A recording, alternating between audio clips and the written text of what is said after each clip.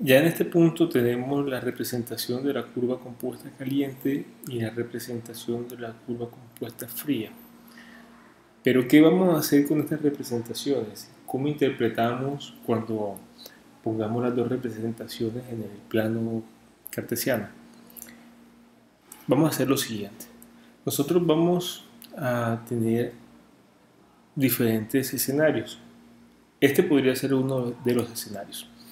Lo que vamos a arrancar nosotros es colocando la corriente caliente como nuestra referencia, nuestra corriente que va a quedar en un punto fijo, no lo vamos a mover de aquí. Eso es algo que tenemos que tener en cuenta a la hora de hacer este tipo de gráficas. La curva compuesta caliente la vamos a dejar fija en la parte inferior de la representación. Sin embargo, la curva compuesta fría sí la vamos a poder mover de manera vertical, bien sea hacia arriba o bien sea hacia abajo.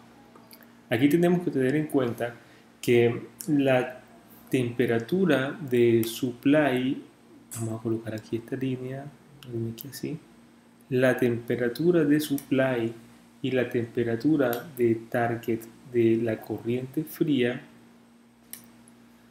vamos a colocarla por acá, temperatura de supply y temperatura de target de la corriente fría, vendrían siendo mis carriles o mis referencias o la región a través de la cual yo puedo mover de manera vertical, bien sea hacia arriba o hacia abajo, a mi curva compuesta fría. Yo la puedo mover sobre estos carriles. No la debo mover de derecha a izquierda o de izquierda a derecha. Solamente lo puedo hacer de arriba hacia abajo o de abajo hacia arriba dependiendo de las necesidades.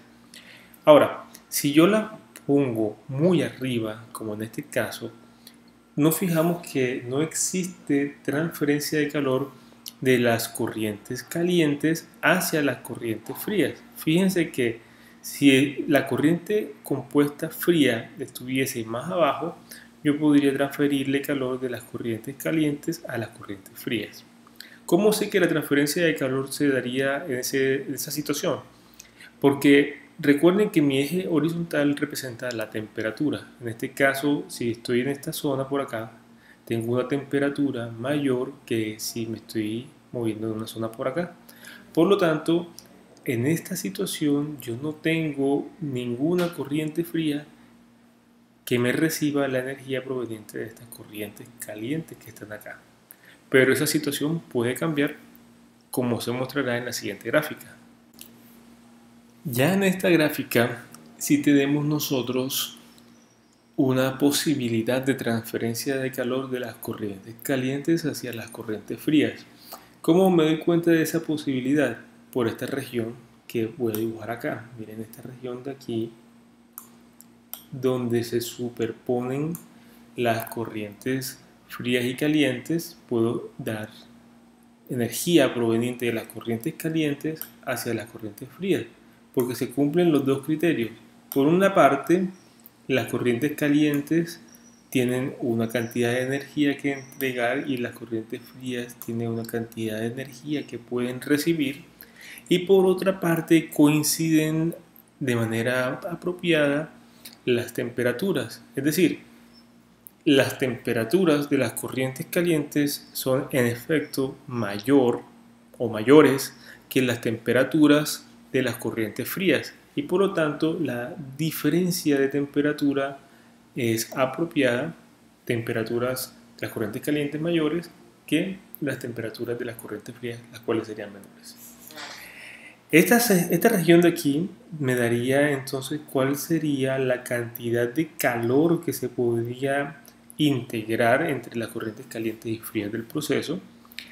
Esta parte que tenemos aquí en la zona superior vendría siendo la cantidad de servicios industriales de calefacción que son necesarias para satisfacer las necesidades de todas las corrientes frías del proceso. Y esta región que tengo aquí abajo sería la cantidad de energía necesaria proveniente de servicios industriales de refrigeración para satisfacer las necesidades energéticas de las corrientes calientes. Entonces, acá en esta parte superior, las corrientes frías reciben energía proveniente de los servicios industriales y en esta parte inferior, las corrientes calientes le entregan la energía a los servicios industriales de refrigeración. Sin embargo, aquí nos damos cuenta de que existe todavía un mayor potencial para la integración energética si empezamos a bajar la curva compuesta de las corrientes frías. Vamos a hacer eso y miraremos qué pasa. Esta es una de las posibilidades, como lo dice el título, demasiada integración. ¿Cuándo sucede esto? Cuando abusamos del movimiento vertical de la corriente fría y hacemos que llegue incluso más abajo que la corriente caliente. Ustedes recuerden que la corriente compuesta caliente está fija, es nuestra referencia, de cierta forma está anclada.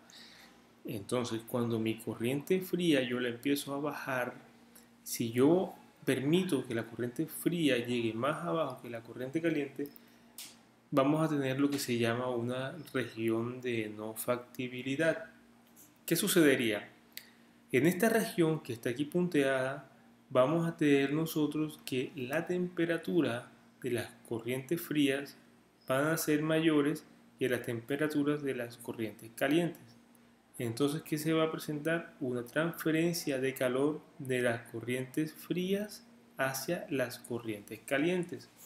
Y eso es algo que nosotros, primero, que no deseamos desde el punto de vista técnico, porque nos dificultaría aún más el proceso de satisfacer las necesidades energéticas de las corrientes, asumiendo que existe realmente la posibilidad de transferencia de calor de esas corrientes frías a esas corrientes calientes, considerando que existe una diferencia de temperatura mínima entre las corrientes frías y calientes.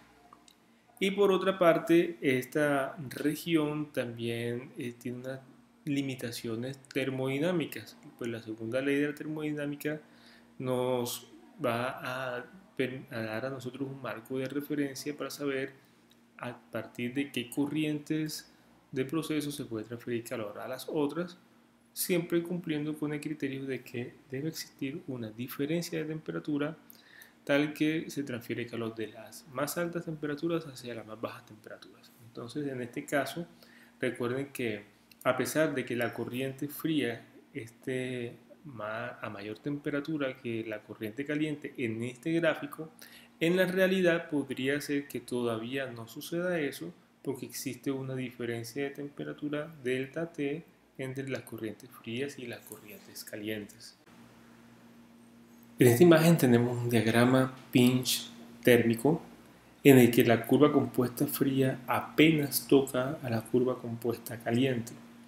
Sin embargo, a pesar de estar tocándose, recuerden que porque existe una diferencia de temperatura delta T entre la escala caliente y la escala fría, realmente estas corrientes frías y calientes no tienen la misma temperatura. Es más, en este punto existe entre ellas una diferencia de temperatura mínima, delta T mínimo, que vendría siendo la diferencia de temperatura mínima permitida a la salida de los intercambiadores de calor. Ahora, cuando nosotros tenemos esta situación, allí sí vamos a tener la mayor transferencia de calor posible de las corrientes calientes a las corrientes frías para esa diferencia de temperatura mínima establecida. Entonces, vamos a tener aquí transferencia de calor de las corrientes calientes a las corrientes frías. Vamos a tener aquí el punto pinch, que así se llama, pinch point o punto pinch. Vamos a tener aquí más transferencia de calor de las corrientes calientes a las corrientes frías. Y entonces esta distancia que hay de aquí hasta acá vendría siendo la máxima cantidad de energía que se puede transferir de las corrientes calientes a las frías. Esta distancia que tenemos aquí en la parte superior todavía es energía que debe ser satisfecha proveniente de corrientes, o más bien proveniente de servicios industriales de calefacción, para que las corrientes frías lleguen hasta las temperaturas de target necesarias. Y esta diferencia que existe en la parte inferior vendría siendo la cantidad de energía que debe ser transferida a los servicios industriales de refrigeración. Entonces, este punto pinch, vamos a hacer una línea por acá, me hace una